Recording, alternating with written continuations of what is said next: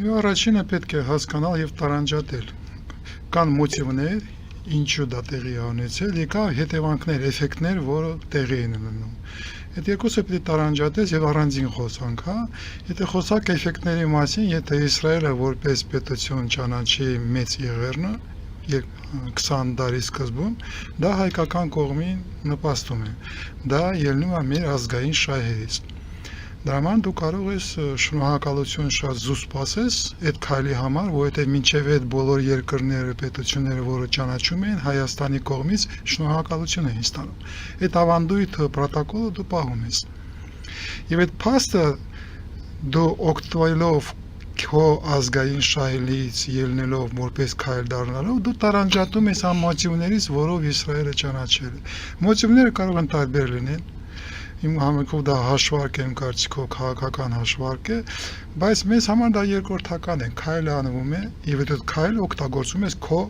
քաղաքականության մեջ, քո ազգային շահերի պաշտպանելու համար։ Ինչու է Իսրայելը գնացել այդ քայլին, ինչ մոտիվներ կան այդ քայլի դա պետք է անել, այդ վերլուծությունը պետք է անել, բայց տարանջատել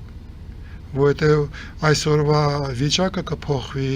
քաղաքական եւ մնացած process-ները կփոխվեն, ճանաչումը կմնա։ Եվ դու դա կարող ես օգտագործել թող երկարաժամկետ քաղաքականության եւ ռազմավարության մեջ։ Իսկ դու պարտավոր ես դա անես, որովհետև մեծ եղերնի ճանաչումը դա քո անկախության հռչակագրի տարերից մեկն է։ Իսկ անկախության հռչակագրի վրա կառուցված է քո սահմանադրությունը եւ սահմանադրական դաշտը, դա այն կորիզային փաստաթուղթն է, որի շուրջ ամեն ինչ կառուցված է, որի շուրջ կառուցված է երրորդ հանրապետությունը։ Եթե դու մնում ես երրորդ հանրապետության ներքո երրորդ հանրապետության իշխանություն, դու պարտավոր ես անել քայլեր, որը նպաստում են մեծ եղերնի ճանաչմանը։ Այստեղ ենթադրելու կամ քաղաքականություն խաղալու տեղ չկա, բոլոր իշխանությունները երրորդ հանրապետությունին պարտավոր են քայլեր անել, ունենալ ռազմավարություն մեծ եղերնի ճանաչման եւ հետևանքները վերականգնման եւ այլ այդ հարցերի շուրջ։ Այստեղ ճակետներում խաղալու կամ ինտերպրետացիաների տեղ չկա գայանե։ Ինչը այսօր փորձում անել հայկական իշխանությունները։ Պարոն Արզումանյան, այստեղ շատ վտանգավոր կետ է դուք մատնանշում, ասում եք արդեն որրորդ, այսպես ընդգծում եք, որ դա երրորդ հանրապետության հետ է կապված հայոց ցեղասպանության ճանաչումը։ Փաշինյանը մենք չենք մոռացել, որ ասում էր ես նոր սահմանադրություն եմ հիմա անցկացնելու կամ չգիտեմ քվեարկության դնելու եւ եթե ընդունվի այդ նոր սահմանադրությունը, այսուհետ մենք խոսելու ենք չորրորդ հանրապետության մասին, այսինքն ցեղասպանության հարցը չի գալու չորրորդ հանրապետություն։ Չեմ կարծում այսօրվա իշխանությունները կհամարձակեն եւ այդքան լիազորություններ ունեն հարցեր դնել, բայց պետք է հասկանալ հստակ այսօր։ Մենք այսօր ունենք երրորդ հանրապետություն։ Երրորդ հանրապետության իշխանություններ, որից գործողությունը, որից լիազորությունները, որից պարտականությունները եւ իրավունքները բխում են սահմանադրությունից եւ անկախության հռչակագրից, որի կորիզային ամեն ինչի մեջ են ոսեմ կրկնում։ Դրա համար դու կարող ես հարց դնել, որ ես հայ ազգի արչև կարող եմ դնել հարց չորրորդ իշխանության համար, որ պետք է չորրորդ իշխանություն կառուցել, հրաժարվել երրորդ հանրապետությունից, բայց երրորդ հանրապետություն կառուցել, հա, բայց դու մնում ես երրորդ հանրապետության ներքո, եւ մնալով երրորդ հանրապետության ներքո, վարելով քաղաքականություն, արտաքին քաղաքականություն, ներքին քաղաքականություն, դու պիտի մնաս անկախության հռչակագրի ներքո եւ հիմնես դրան վրա։ Ելնելով դրանից դու պիտի զբաղվես մեծ եղերնի ճանաչման։ Դու իրավունք չունես դրանից շեղվես։ Դրա համար առաջինը դու պիտի ողջունես բոլոր այն երկրների առնվազն, որը ճանաչում են։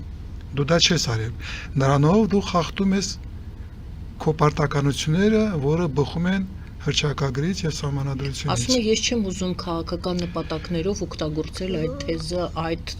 իրողությունը, ցեղասպանությունը օգտագործել քաղաքականացնել, ինչպես ձևակերպեց կբերեմ այդ ձևակերպումը կներեք, ես պահին ձեռքից տակ չէ, հենց բառն էր հետաքրքիր։ Ահա։ Չեմ ռազմականացման դեմ եմ։ ինքը այդ պարտն էլ ասել։ Այդ երկրորդական հարց է Գայանը, նորից եմ կրկնում։ Ինքը խոսում է քաղաքականության մասին։ Ես խոսում եմ սահմանադրության ներքո մնալու պահանջի մասին։ Դու պիտի վարես քո քաղաքականությունը մնալով սահմանադրության ներքո, սահմանադրության տարածքում եւ հիմնելով հռչակագրի վրա։ Եվ դու հնարավորություն չունես հռչակագիրը հանես քո հաշվարկներից Գայանը։ Եթե մնում ես երրորդ հանրապետության, Հայաստանի Հանրապետության վարչապետ։ Դրա համար այդ խոսակցությունները ես չեմ ուզում քաղաքականացնել, ես չեմ ուզում օգտագործել քաղաքականության մեջ, այդ երկրորդական խոսակցությունները եւ պատճառաբանությունները։ Նորից եմ կրկնում, մեծ եղերնի հարցը դու որպես Հայաստանի իշխանություններ իրավունք չունես հարցի տակ դնել, ինտերպրետացիաների տակ դնել, մինչև դու մնում ես Հայաստանի երրորդ հանրապետության իշխանությունն։ Այստեղ դիվանագիտություն է, զգուշություն է Փաշինյանի կողմից ցուցաբերվել Թուրքիայի հետ հարաբերությունները չփչացնելու վախ է, ինչ ենք տեսնում։ Ոմանք ասում են պետք է շնորհակալություն հայտնել, ոմանք ասում են շատ հավասարակշռված դիվանագիտական պատասխաներ։ Դες նորից եմ կարող ասել, ես չեմ ուզում հաշվարկել, ինչ է մտածել Նիկոլ Փաշինյանը, որտեղ այսօր հայկական իշխանությունների հետ կապ չունեմ։ Ես չեմ գիտեմ իրանց ներքին մոտիվացիաները եւ իրանց ներքին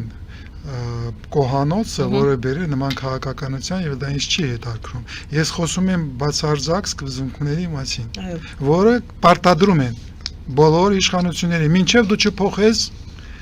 չավելացնես այսօրվա անկախության հռչակագրի մի ուրիշ փաստաթուղթ, հասկանալի։ Եվ այլ, մինչև դա տեղի չի ունեցել, նման պատճառաբանումներ, դիվանագիտություն, ռազմավարություն, արտաքին քաղաքականություն, Թուրքիայի հետ հարաբերություններ ձևավորել, դա երրորդական են։ Մենք պիտի մնանք սկզբունքների վրա։ Իսկ բայց գալիս եք երկրորդ հարցին, ինչու է դա տեղի ունեցել, դա իհարկե տեղի է ունենում, որտեղ մեր զավոր արևելքում տեղի են ունենում խորքային փոփոխություններ, տեկտոնիկ փոփոխություններ։ Եվ այդ փոփոխությունները բերում են նրան, որ բոլոր ուժային կենտրոնները մերձավոր արևելքի Թուրքիան, Իսրայելը, Իրանը, Սաուդյան Արաբիան, Եգիպտոսը փոխում են իրենց քաղաքականությունը, փոխում են իրենց ռազմավարությունը, փոխում են իրենց դիրքը եւ քաշը մերձավոր արևելքում եւ աշխարհում։ Եվ այն աշխարհը, որում ապրում է Նիկոլ Փաշինյանը 2020-26 թվականի աշխարհում, այդ աշխարհը արդեն չկա, այդ մերձավոր արևելքը արդեն չկա։ Այդ սովետական տարածքը չկա Գայանը։ Եվ պատճառաբանել, որ ես ուզում եմ Թուրքիայի հետ հարաբերությունները փոխեմ, մինչև դու մտադիր ես, մինչև դու ուզում ես փոխել, Թուրքիան է փոխվում։ Իրանն է փոխվում, Իսրայելն է փոխվում, Սաուդյան Արաբիան է փոխվում, Եգիպտոսն է փոխվում, Ռուսաստանն է փոխվում։ Իսկ Հայաստանի իշխանությունները ուզում են մնան այն իշխանությունները, որը պարտվել են պատերազմում, հետո մինչև հիմա 6 տարով պատճառաբանություններով են զբաղված, ինչու են պարտվել եւ ինչու ոչ մի մեծ փոփոխություններ,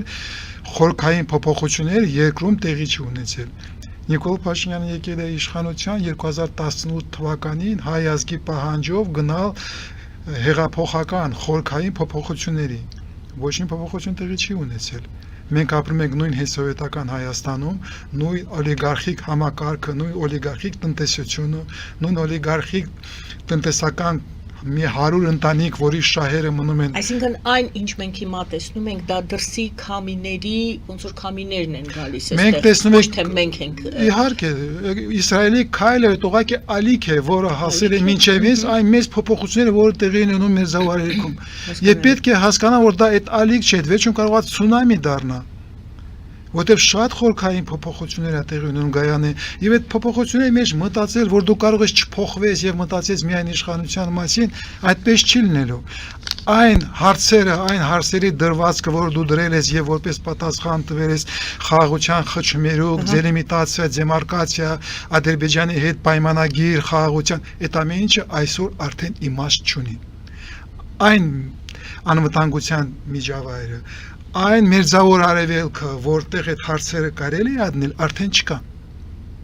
Բայց դու շարունակում ես պնդել այն սկզբունքները, այն մոտեցումները, որը ենթադրվում էր, որ կարող են աշխատել այն աշխարհում, որը այսօր չկա, բայց հաստատ չեն համապատասխանում այս նոր մերձավոր արևելքին։ Այսինքն կարելի է այսպես ասել, մեզ համար անսպասելի էր այս քայլը, ճիշտ է, Նետանյահուն ամիսներ առաջ, կարծեմ անցած տարի, հիշում եք, հարցազրույցի ժամանակ իրեն sense ուղիղ հարցրեցին, բա ինչու չեք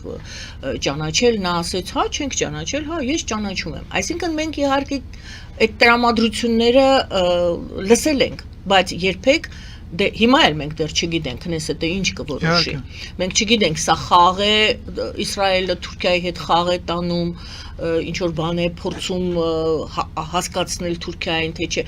դա էլ չգիտենք։ Այսինքն ես հարցնում եմ, սա անսպասելի էր, սա մենք դեռ պետք է վերլուծենք ինչու է տեղի ունեցել, որպեսզի հասկանանք, թե դուք ասում եք ինչ փոփոխություններ են։ Սա իսրայելա-թուրքական հարաբերությունների տրամաբանության մեջ տեղի ունեցավ սա, թե իսրայելա-հայկական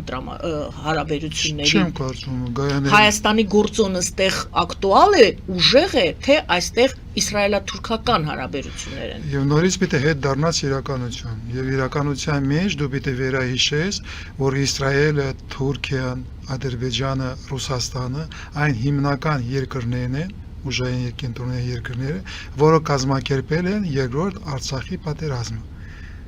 Եվ մենք պարտվել ենք, որովհետև մտել ենք լոկալ պատերազմի մեջ Ադրբեջանի դեմ, բայց պարզվել է մենք տարածաշրջանային պատերազմի մեջ ենք, նորից ենք կրկնում Ռուսաստանի, Թուրքիայի, Իսրայելի, Պակիստանի, Ադրբեջանի եւ ջիհադիստների Իսրայելը եւ Թուրքիան գործընկերներ են եղել այդ։ Մինչև այս իրավիճակը ստեղծվել է Թուրքիան, Ադրբեջանը, Իսրայելը, Ռուսաստանը դաշնակիցներ են եղել Հայաստանի դեմ։ Հայաստանի դեմ վարվող պատերազմում եւ քաղաքականությունում իրանք դաշնակիցներ են եղել եւ մենք տեսնում ենք որ դաշնակիցների մեջ պարակտում է սկսում Իսրայելը, Թուրքիան, Ադրբեջանը արդեն դժգոհությունը հայտնեց Իսրայելին, Ռուսաստանը խայտարակ վիճակում է ուկրաինական պատերազմում պարակտումներ են գնում Եվ դու պարտավոր ես օգտագործես քո արտաքին քաղաքականության մեջ այս պարակտումը, որտեղ այն ալյանսը, որը քեզ բերել է պարտության եւ հիմա ստիպում է, որ գնաս քո պետական ինքնաիշխանության զիջման եւ ոչնչացման, այսօր թույլաtsել են։ Բայց դու դա չես անում։ Դու մնացել ես պարալիզացված վիճակում, որովհետեւ այն ինչը տեղի է ունենում, չի համապատասխանում քո տեսլականի ինչ է աշխարհը եւ ինչ է Հայաստանը, ինչ է Մերձավոր Արևելքը։ Եվ դու ապշած կանգնած ոչ մի բան չես անում նորից։ Կարևորը անելը չանելը չի այս առաջի երկրորդ քայլն է անել չանելը առաջինը հասկանում ես արդյոք Չեն հասկանում Գայանե ցավոք սրտի ինձ համար հասկանում ենք ինչ է տեղի ունեցել դա ինչ արձագանք էր որ եկավ այդ